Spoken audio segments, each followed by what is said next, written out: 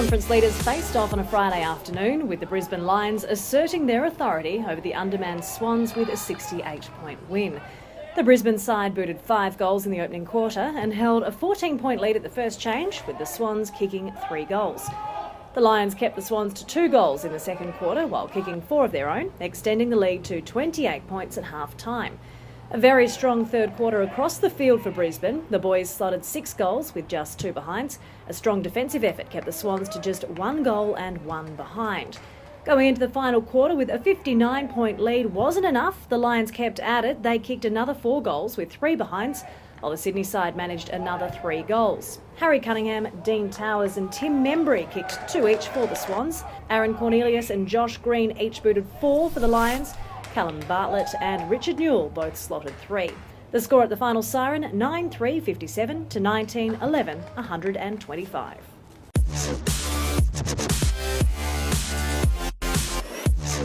A good win for Southport over Broadbeach in muddy conditions. Southport led at every change. They built an 11-point lead at the first quarter, booting 3 goals 2 to 1 goal 3. Broadbeach clawed back in the second, slotting 3 goals 3 to Southport's 2 goals, with the gap just 2 points at half-time. After the main break, Southport was rejuvenated. They slotted 5 goals in the third quarter, while keeping Broadbeach to just 1, extending the lead out to 28 points. A quieter final quarter, Southport kicked 2 goals 4, while Broadbeach kicked just 1 of each. A good result for Southport, especially for Joshua Baxter, who marked his 50th match. He was named among the best for his side and also booted the most, with 4 to his name. Other good performers were Kurt Nicholas and Edward Mallon. None of the Broadbeach players managed more than 1 major, with the side registering 6 goals all up. The best for Broadbeach were Rory Walton, Jake Greeley and Kieran Emery. The score at the final siren, 12-11-83 to 6-10-46.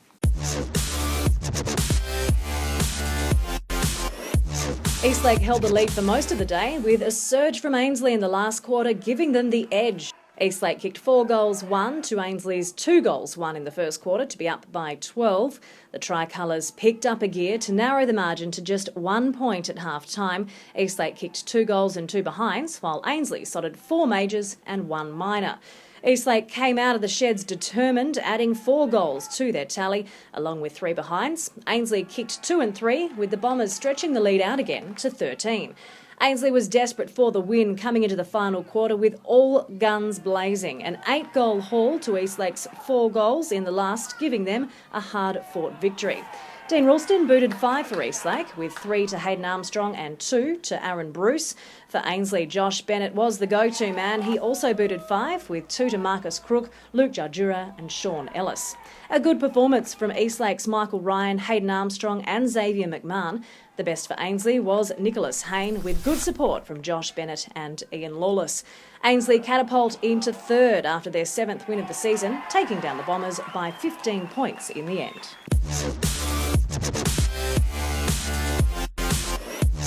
The Vultures remain winless, while Aspley notched up another win, but it was a better result for MtGravatt compared to the last time these two met. A fairly even start with 2 goals, 3 behinds for MtGravatt compared to 3 goals, 5 for Aspley. Aspley stepped up after the break, booting 4 goals, with a strong defensive effort stopping MtGravatt from getting another major on the board in the second. Aspley ramped it up in the third quarter with a 7-goal haul, keeping the Vultures to 2 goals and 3 behinds. Both sides booted 4 goals in the final quarter, with the Hornets securing a good win in the end. Kyle Goodman slotted 3 majors for MtGravatt, with Reece Estill kicking 2 for the Hornets. Nathan Clark had a 6-goal haul, 4 to James Nellis and 2 each to Edward Sansbury, Clinton French and Cheney Stiller. The score at the final siren, 8-11-59 to 18-18, 126.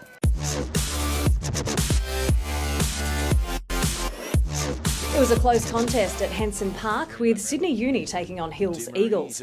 Hills Eagles held a slim lead at the start. Uni kicked 1 goal and 5 behinds, with Hills Eagles slotting 2 goals 3, giving Hills Eagles a 4-point lead at the first break. Sydney Uni were kept goalless in the second, with 4 points adding to their tally, while Hills Eagles kicked 2 majors and 2 behinds, extending the lead to 14 points at half-time. Uni kicked 2 goals in the premiership quarter, with Hills Eagles slotting 3 to extend the lead to 18. Sydney Uni had more shots at goal in the final quarter. They kicked 2 goals and 3 behinds. 2 goals also to Hills Eagles in the last, with 15 points the final margin. Scott Reed's got the chase. Scotty Reed suckers it across, and Scott Reed has scored for the Sydney Hills Eagles. Tim Barrett was the only Sydney Uni player to register more than 1 goal. He slotted 2. Joshua Cole, Mitchell Thompson and Tom Morrison all contributed with 1 major each. 2 goals also went to Hills Eagles Timothy Garlick, Damien Bonney and Scott Reed, with 1 each to William Bradley, Jamie Vlatko and Jack Dimery. The final score 9-5-59 to 5-14-44.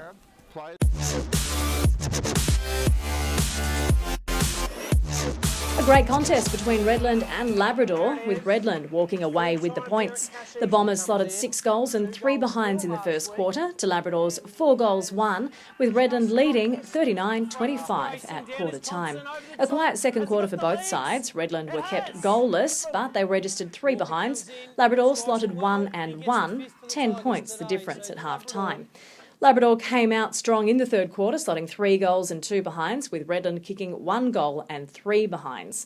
Labrador went into the final stanza with a slim 1-point lead, but Redland was eager for the win. Good purchase, it's a goal! Listen to the crowd! They managed a 5-goal haul while limiting Labrador to 2. Josh Pullman was the game's top goal kicker. He slotted 3 for Redland. Bradley Reese, Tyler Jones and Adam Boone all booting 2. While for Labrador, Fraser Thurlow and Skip Gribben were the only players to boot more than 1 goal. They managed 2 each, with 6 others slotting majors. Redland walked away with the win, 12-13, 85 to 10-4, 64.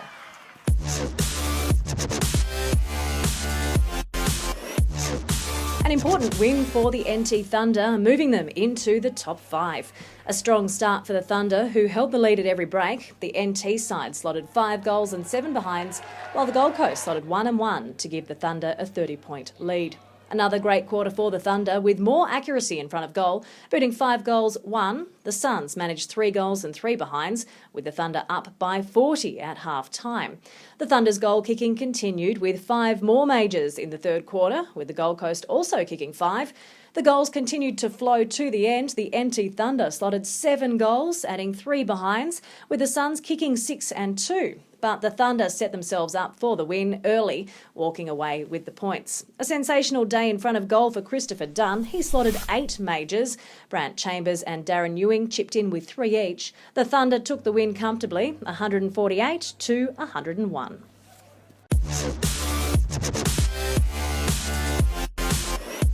Celebrations all round for Belconnen, with the Magpies getting a win over Tuggeranong, a great way to mark 100 games for Vice-Captain John Love. The Magpies got off to a flying start, booting 6 goals and 3 behinds in the first quarter, while keeping the Hawks to just 1 of each to hold a 32-point lead at quarter time. A repeat effort from Belconnen forwards in the second, slotting another 6 goals. Tuggeranong put on another 2 majors on the board. The Magpies held a very comfortable 55-point lead at the main break. A tougher third quarter for both sides. Tuggeranong slotted just 1 goal, with Belconnen recording another 3 goals and 2 behinds. Both sides kicked 3 goals in the final quarter, with Belconnen adding 4 behinds and Tuggeranong adding 2. Tuggeranong's Brent McLeod was the only player to boot more than 1 major for his side. He managed 3, with 1 from Matthew Benasconi, Sam Hartman, Peter Ashcroft and Ashley Pocock. Matthew Loken was the game's leading goal kicker with 5. James Bennett helped out with 3, 2 each to Christopher York, Jacob Taylor, Andrew Dess and John Love in his milestone match. The final score, 47 to 118.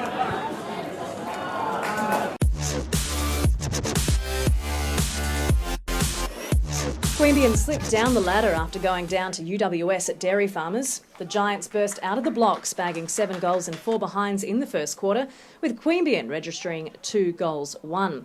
UWS kept the momentum going in the second, booting another 5 goals with 7 behinds, while limiting the Tigers to 2 goals and 2 behinds.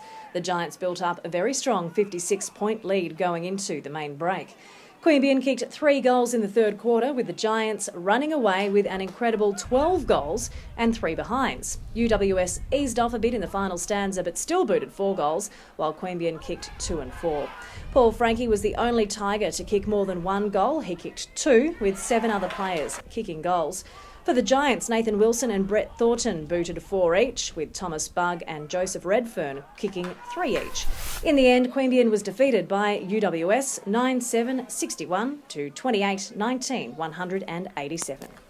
The Brisbane Lions are still one game clear on top of the Northern Conference ladder, with Southport second, followed by Aspley and the Gold Coast Suns. NT Thunder moved to fifth, then it's Morningside, Redland sits seventh, Broadbeach eighth, then Labrador and MtGravatt. In the Eastern Conference, the Sydney Swans remain on top of the table, with Belconnen very close in second. Ainsley have jumped up to third, with Eastlake fourth and the UWS Giants rounding out the top 5. Queanbeyan sit sixth, followed by Hills Eagles, Sydney Uni and Tuggeranong. So for round 16, the UWS Giants and Tuggeranong face off at Star Track Oval. Eastlake take on the Swans, Ainsley host Sydney Uni, Belconnen will be chasing a win against Hills Eagles, the Brisbane Lions are up against the Gold Coast, Broadbeach tackle Aspley, Labrador host MtGravatt and Morningside v Southport. For more info, head to NEAFL.com.au, and to stay up to date with the NEAFL fixtures, results and news, simply download the NEAFL app from your App Store.